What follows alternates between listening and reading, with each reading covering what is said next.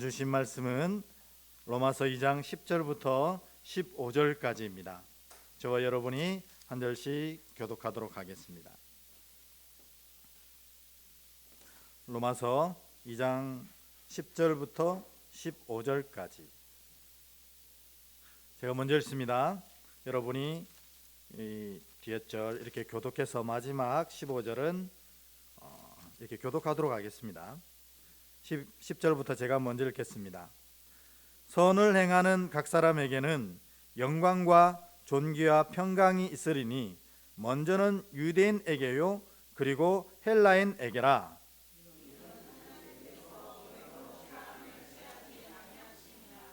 무릇 율법 없는 범죄한 자는 또한 율법 없이 망하고 무릇 율법이 있고 범죄한 자는 율법으로 말미암아 심판을 받으리라.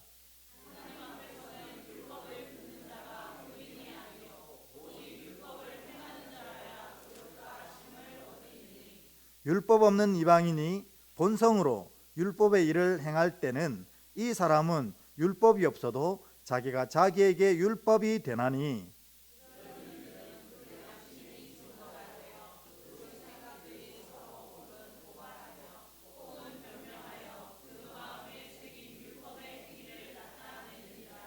아멘. 이여전도에 감사합니다. 우리 앞뒤로 한번 인사하고 시작하도록 하겠습니다. 하나님이 당신과 함께 하십니다. 이렇게 인사하겠습니다.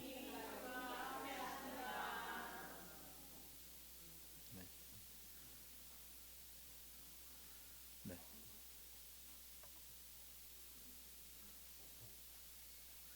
오늘은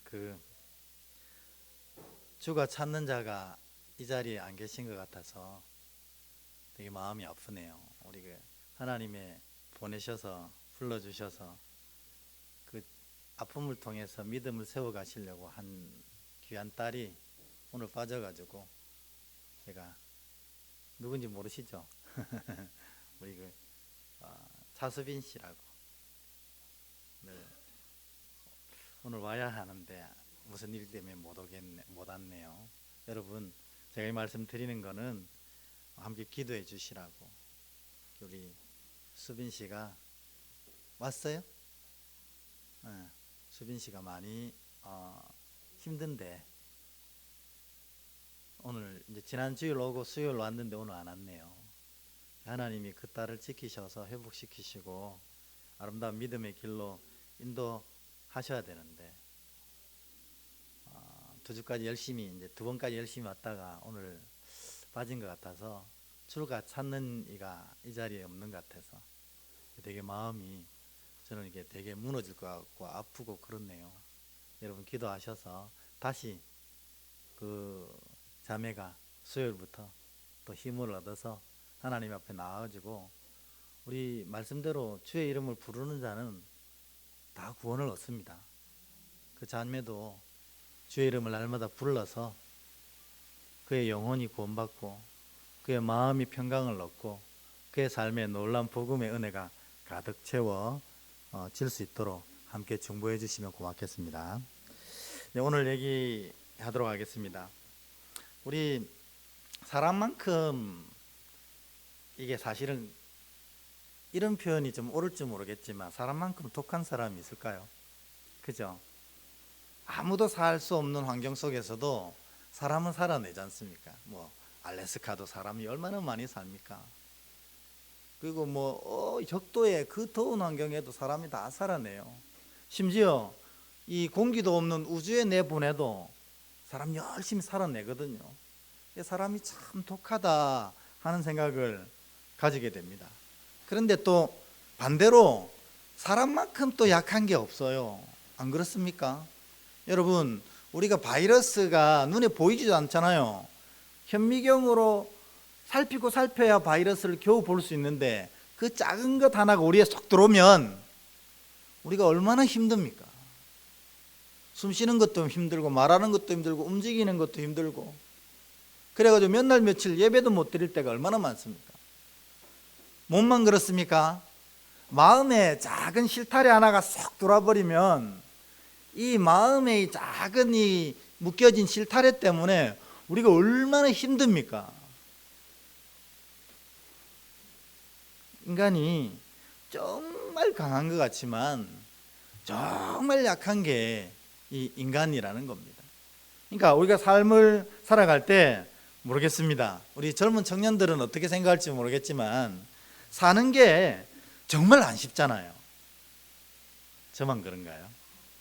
정말 안 쉬워요, 사는 게. 왜 그러냐면 삶의 무게가 무거워서도 그렇지만 그 삶을 짊어지고 있는 우리가 너무 약하기 때문에 삶이 힘들 수 있다는 것입니다.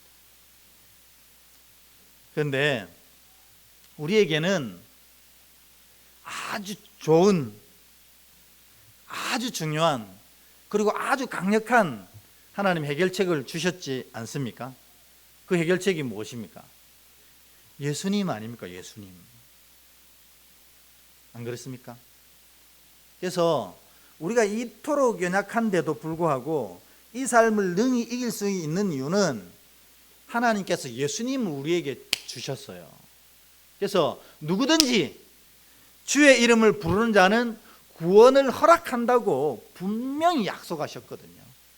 그러니까 여러분, 삶의 무게가 진짜로 힘들어서 숨조차 쉬고 쉴 수 없을 그때라도 우리가 이 말씀을 기억해 가지고 주의 이름을 부르면 그 자리에 주님이 찾아오셔서 내 삶과 마음과 영을 회복시켜 주실 줄 믿습니다.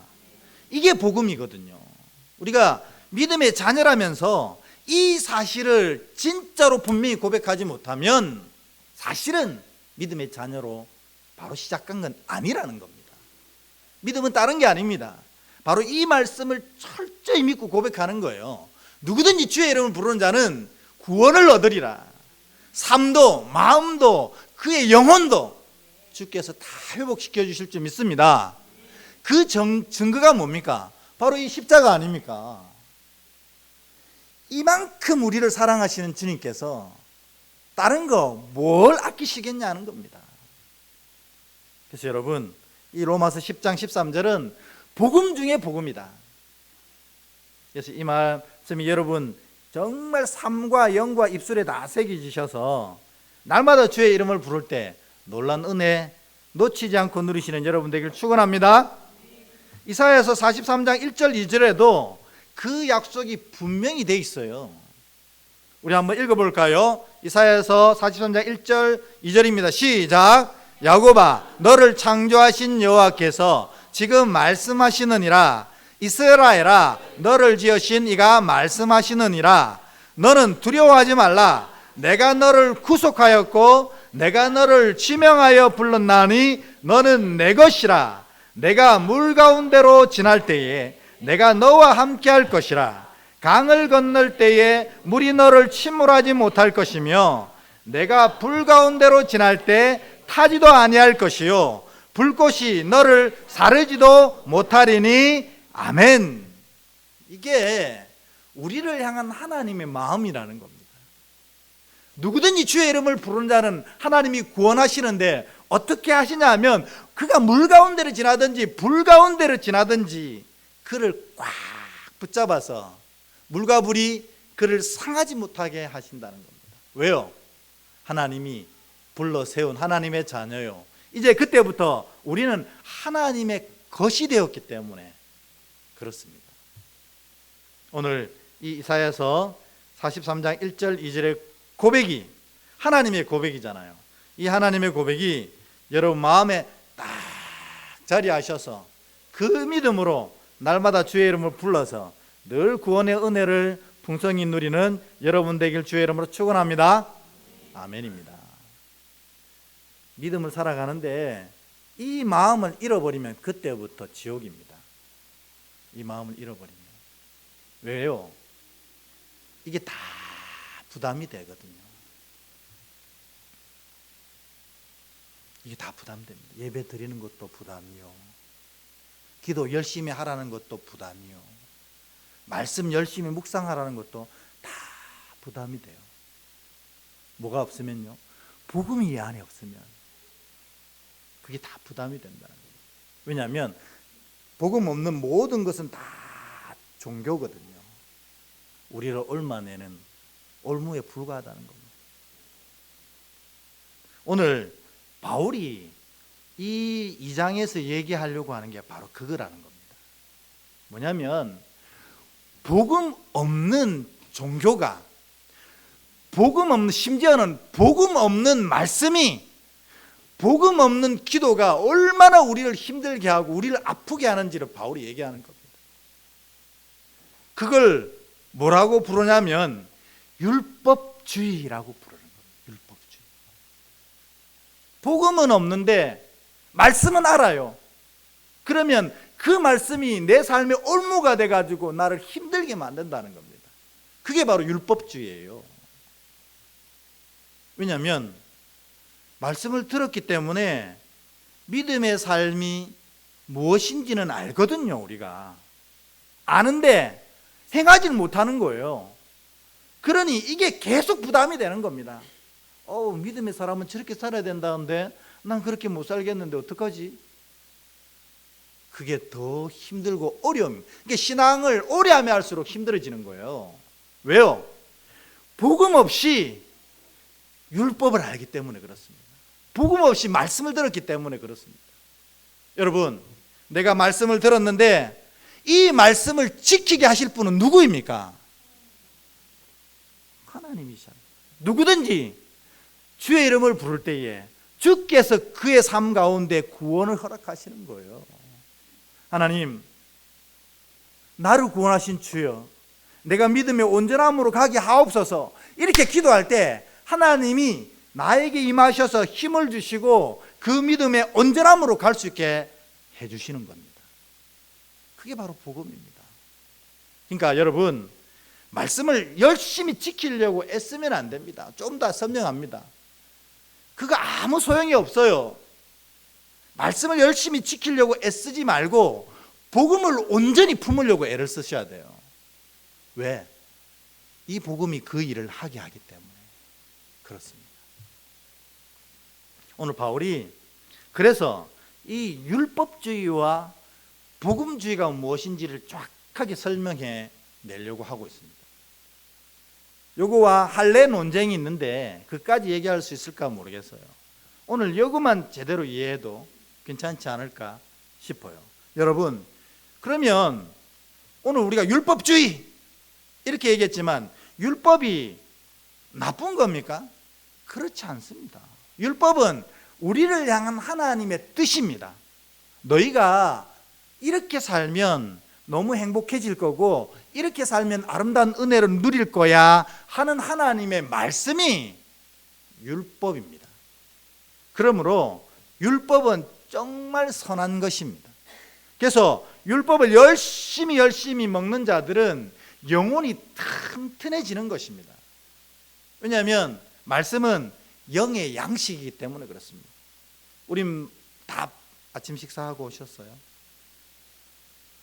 바빠서 못하고 오신 분은 예배 마치고 우리가 바로 달려가는 곳이 어디입니까?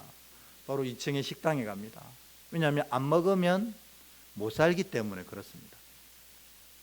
우리의 영혼도 마찬가지라는 걸 여러분 기억하셔야 돼요. 우리 영혼이 살아갈 수 있는, 영혼이 풍성해지는 방법은 영적 음식을 먹어야 됩니다. 그래야 이게 에너지가 돼가서 영혼이 살아나거든요. 그 영적인 음식이 뭐냐? 바로 말씀이라는 것입니다. 그러니까 음식은 꼬박꼬박 챙겨 먹는데 말씀을 전혀 챙겨 먹지 않으면 영은 파리하게 말라가는 사람이 되는 겁니다.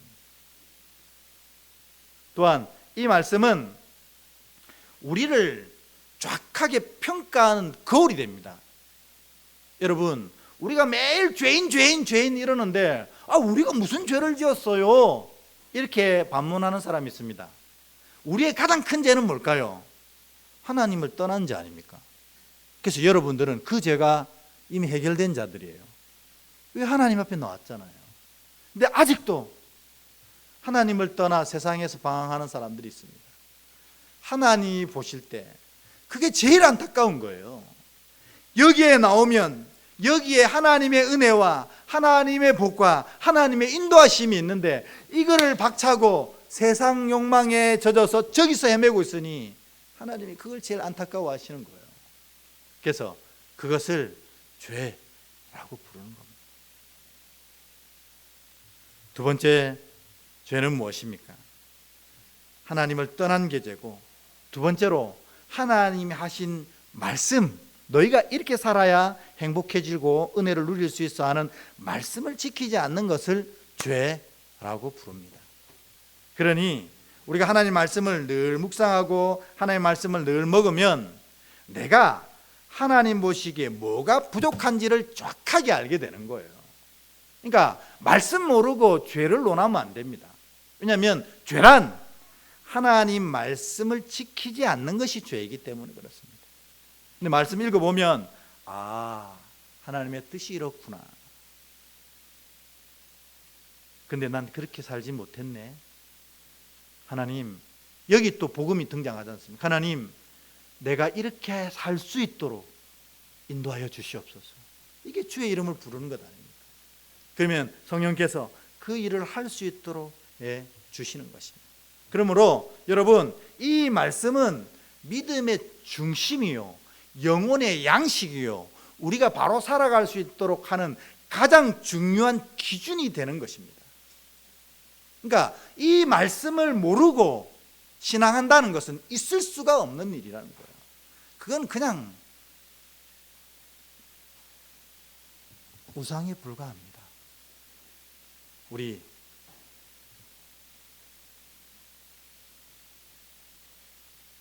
무당 앞에 가서 우리가 어떻게 하면 잘 살 수 있어요? 얼마 내시고 굿하세요. 그러면 그것만 하면 우리에게 복이 임한다고 생각하잖아요. 우리도 말씀은 모르고 신앙하고 있으면 그렇게 된다는 겁니다. 어떤 일이 하나님이 기뻐하시는 일인지, 어떤 일이 우리가 바로 살아내는 일인지를 알아야 된다는 거죠. 그래서 여러분, 이 말씀이 차근히 선포되어지는 이 공예배 꼭 참석하시고, 또 성경 공부가 있을 때 꼭 참석하세요. 왜냐하면 이거를 배우는 시간이기 때문에 그렇습니다. 그런데 여러분, 이 율법이 이렇게 좋은 건데 율법주의는 왜 좋지 않다고 하는 거죠? 그 이유가 뭘까요? 그러니까 율법주의가 되는 과정에 큰 이 함정이 있거든요. 이 좋은 율법이 율법주의가 되는 경우는 언제냐면 딱 이 경우입니다. 이 말씀을 나의 열심으로 지키려고 할 때 그것이 율법주의가 되는 겁니다.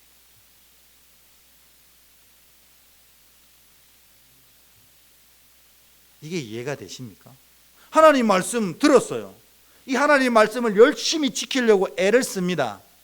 그런데 왜 이게 율법주의가 되어서 오히려 하나님 보시기에 아름답지 못한 게 되냐는 거예요. 1번은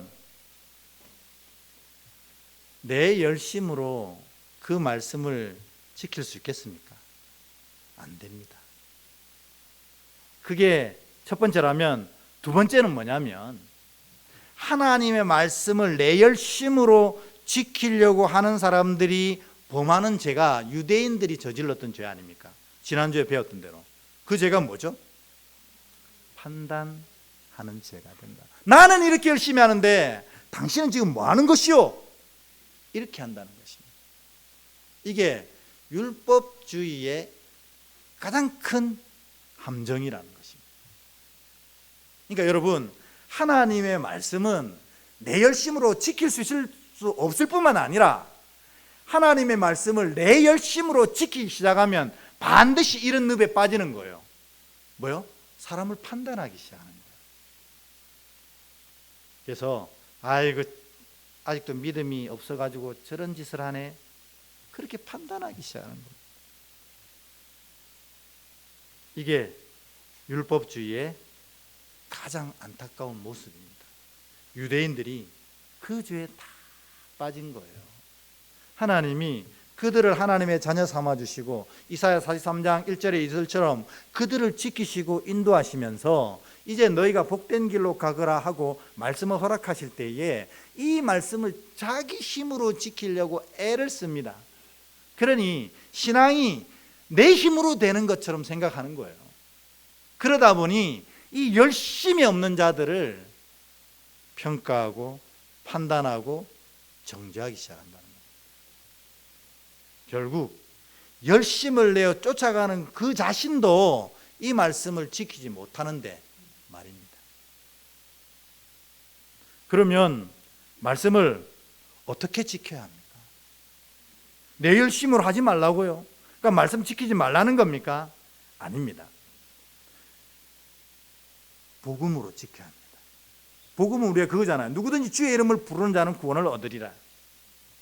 하나님이 하시게 하는 겁니다.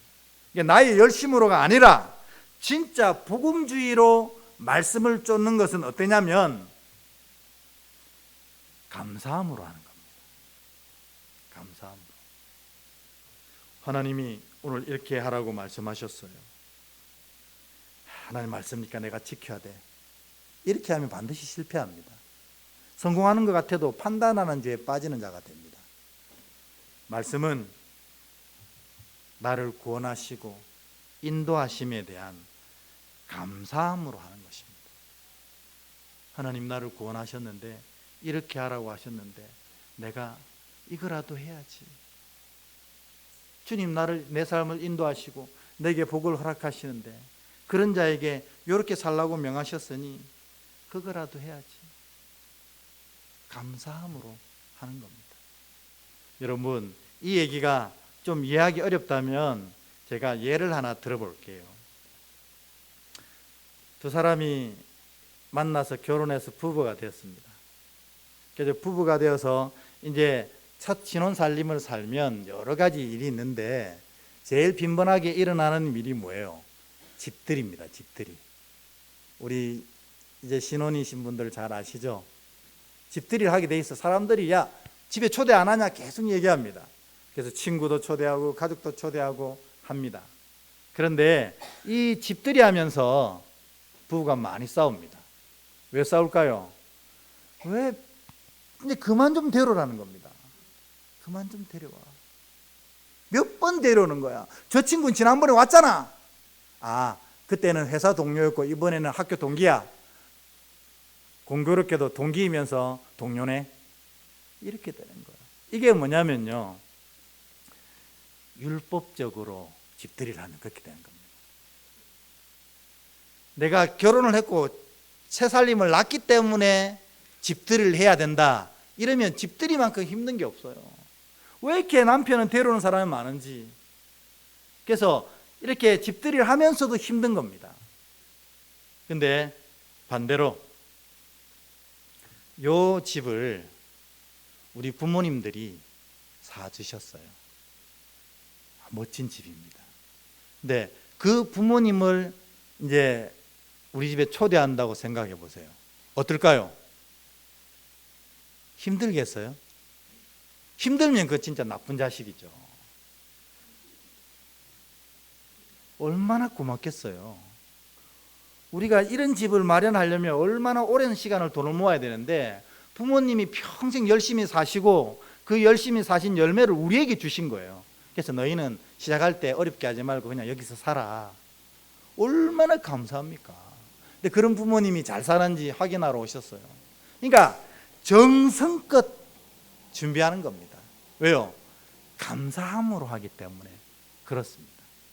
그러니까 여러분, 율법주의하고 복음주의의 차이점은 여기에 있는 겁니다. 여러분, 예배를 드리는 것이 율법주의가 되면 힘듭니다. 아, 예수 믿으면 특별히 재직이 되면 모든 공예배에 참석하라니까 어쩔 수 없이 참석해야 되네 하고 앉아 있으면 이 시간 진짜 힘듭니다. 왜냐하면 율법주의가 되기 때문에. 근데 하나님이 여러분을 구원하셨어요. 여러분의 삶을 이끌어 가세요.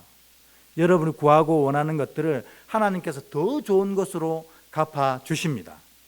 이게 우리 자녀의 특권 아닙니까? 그래서 예배 드리는 사람은 이 시간이 주님의 그 은혜에 조금이라도 감사하는 시간이 되는 거예요.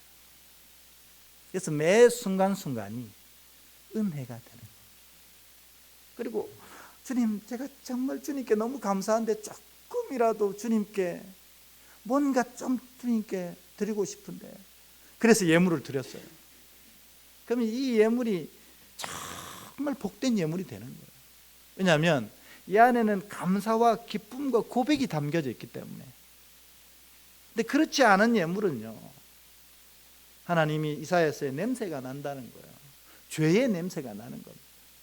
아까워서 드리고, 계산해서 드리고, 적당하게 드리고, 헌금 많이 내라는 게 아닙니다.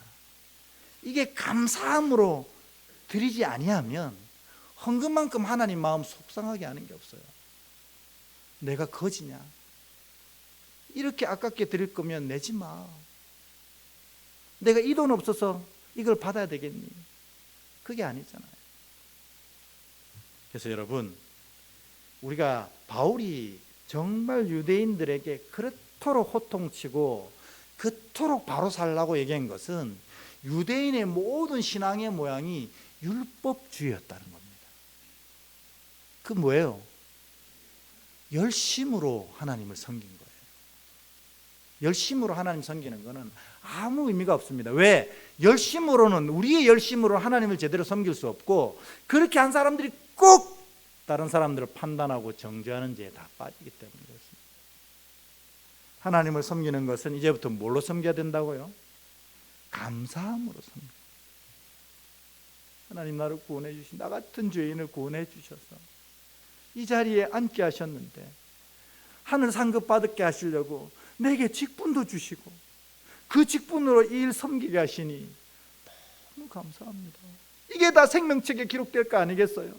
내가 나중 주님 만날 때 주님이 그 생명책 보시고 네가 이렇게 충성하였구나, 네가 나를 이렇게 사랑했구나, 그 얘기를 하시지 않겠어요?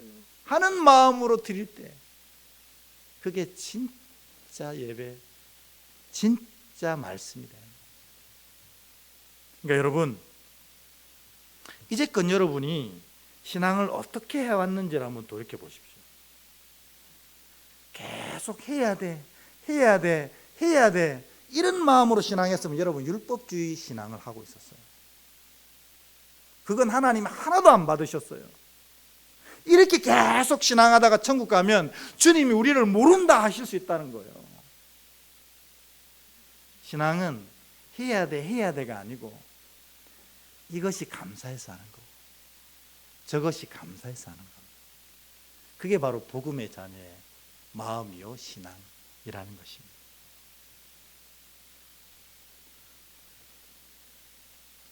감사한 게 하나도 없는데요. 정말 없습니까? 진짜로 없습니까? 찾아보십시오. 여러분, 이 자리에 여러분들은 그냥 아무 어려움 없이 이 자리에 오셨잖아요. 하나님의 자리에, 복음이 선포되는 아름다운 은혜의 자리에 아무 어려움 없이 오셨잖아요. 그런데 우리 교우들 가운데서도 이 자리에 오고 싶지만 상황과 형편 때문에 오지 못하는 교우도 많이 있습니다. 정말 통화해보면 목사님 꼭 나가고 싶은데 이 환경이 안 되네요, 이렇게 하는 분이 있어요. 근데 우리는 이 자리에 아무런 제약 없이 나올 수 있잖아요. 이것만으로도 우리가 충분히 감사할 수 있습니다. 여러분, 지금도 얼마나 아픈 분들 많은지 모릅니다. 여러분 앉아 계신 분들 중에 아픈 분 계시지만 여러분들은 그래도 내 삶을 살아낼 수 있을 만큼만 아프잖아요.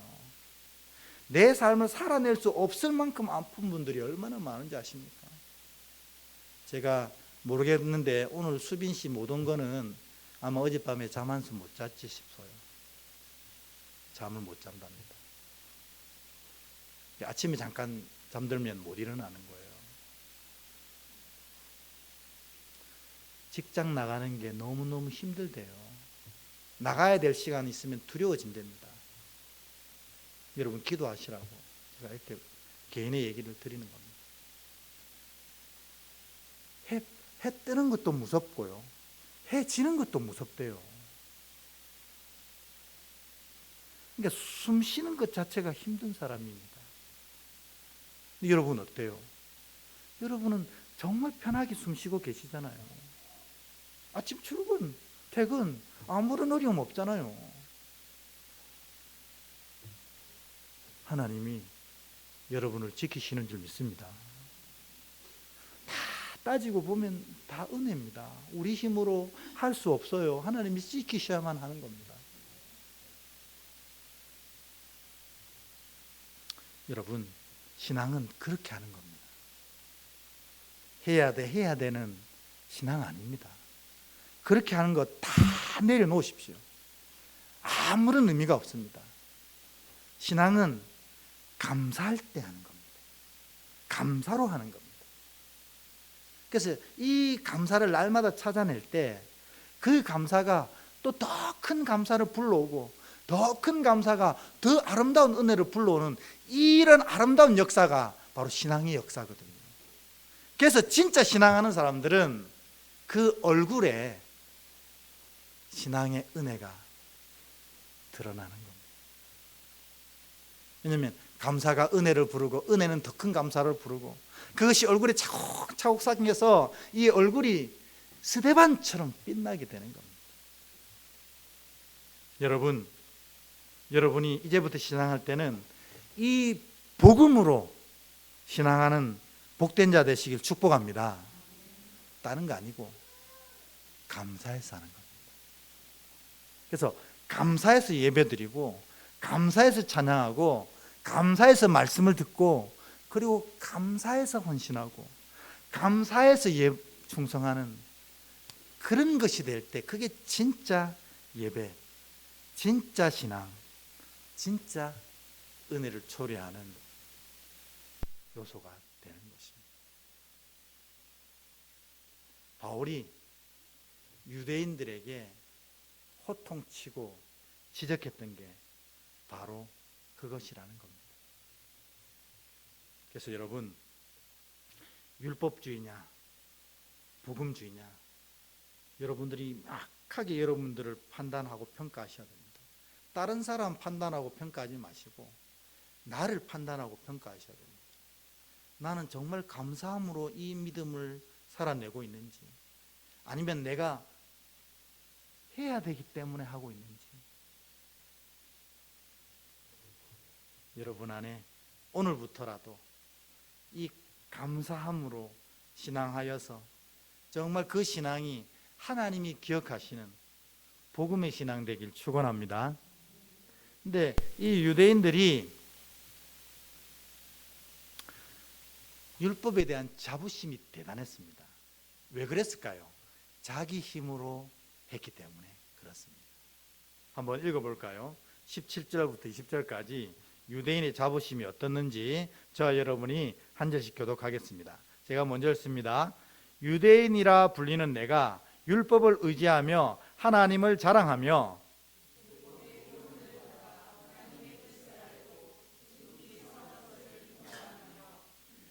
맹인의 길을 인도하는 자요 어둠에 있는 빛이요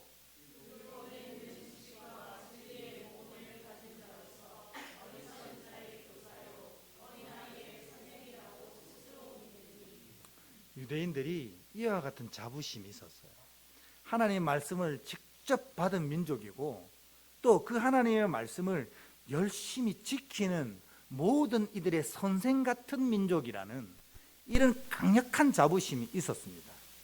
그런데 바울이 볼 때는 아까 이 율법주의에 빠진 거거든요. 자기 힘으로 하고 있는 거예요. 하지도 못하면서.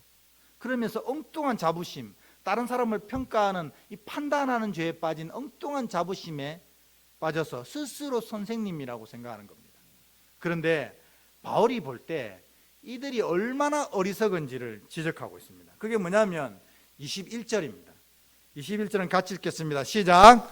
그러면 다른 사람을 가르치는 내가 내 자신을 가르치지 아니하느냐? 도둑질하지 말라 선포하는 내가 도둑질하느냐? 아멘. 뭐냐면 이게 두 번째 율법주의의 모습입니다.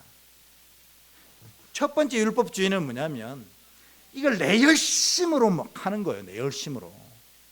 근데 이 내 열심으로 해서 하나님 말씀 지킬 수 있는 게 아니거든요.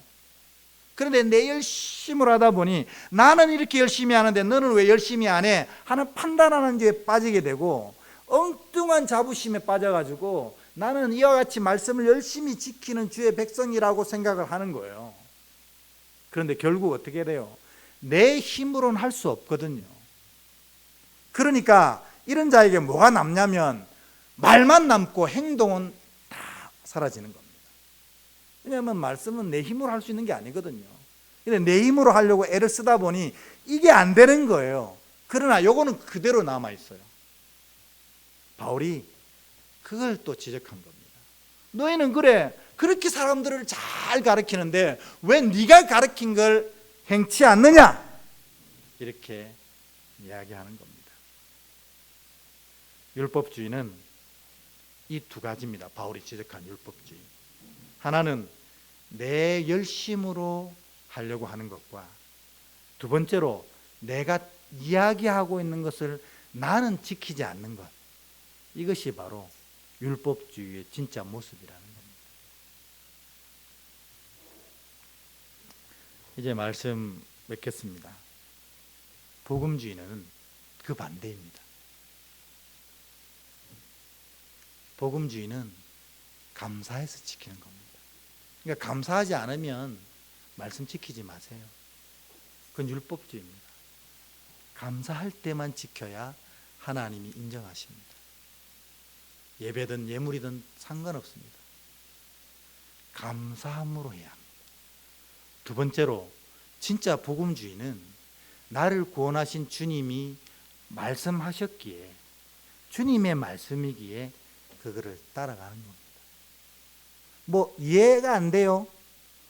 용납이 안 돼요? 그건 율법주의라는 겁니다.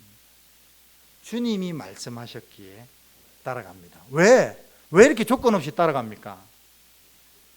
주님이 이 말씀을 하신 것은 나로 복을 누리게 하시기 위해서 하신 거란 걸 잘 알기 때문에 그렇습니다. 복을 누리기 위해서 하신 것입니다. 이게 바로 복음주의입니다. 오늘 바울이 얘기했던 율법주의가 뭔지, 우리가 믿어야 될 복음주의가 뭔지 여러분 잘 들으셨으니 이제부터는 신앙을 율법주의로 하지 마십시오. 아무런 의미가 없습니다. 이제 오직 복음으로, 오직 감사로 주님 말씀이기에 당연히 따르는 복음주의자들이 되어서 그 복음의 놀라운 은혜를 여러분 삶 가운데 풍성히 누리는 귀한 자들 되시기를 주의 이름으로 축복합니다.